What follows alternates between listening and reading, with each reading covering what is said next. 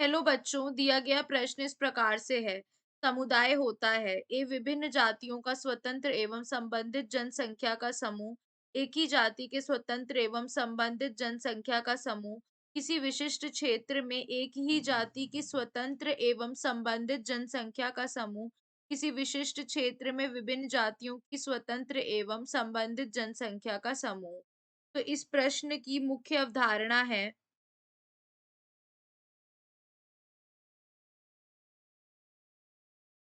मुख्य अवधारणा है समुदाय। समुदाय क्या होता है? एक ही जाति के जो क्या कहते हैं हम, एक ही जाति के जो जीव होते हैं,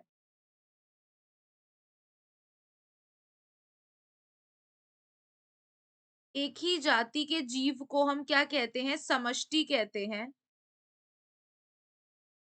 और ऐसे ही दो समष्टियां आपस में मिलकर क्या बना देती हैं? समुदाय बना देती हैं।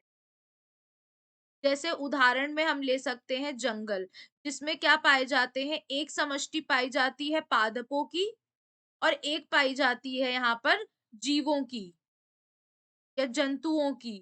तो ये क्या हो जाएगा हमारा? ये हो जाता है हमारा, यहाँ पे हम जीव की जगह हम डाल देते हैं जंतु। तो ये क्या हो गया? दो अलग-अलग समष्टि मिलके क्या बना रही है? तो जंगल क्या है? एक समुदाय है।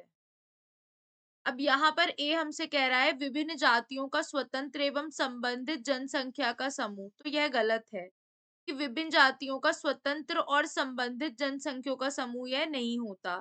एक ही जाति के बारे में ये कह रहा है कि स्वतंत्र एवं संबंधित जनसंख्या का समूह, तो ये गलत है क्योंकि एक ही जाति किसको बताती है?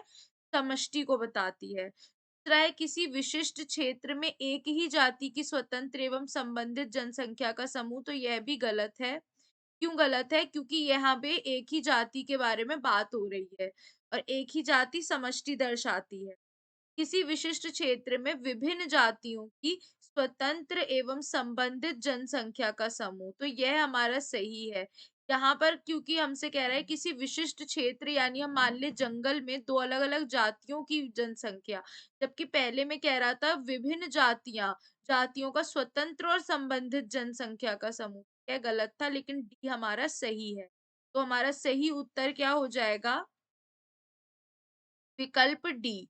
आशा करती हूँ आपको समझ में आया होगा। धन्यवाद।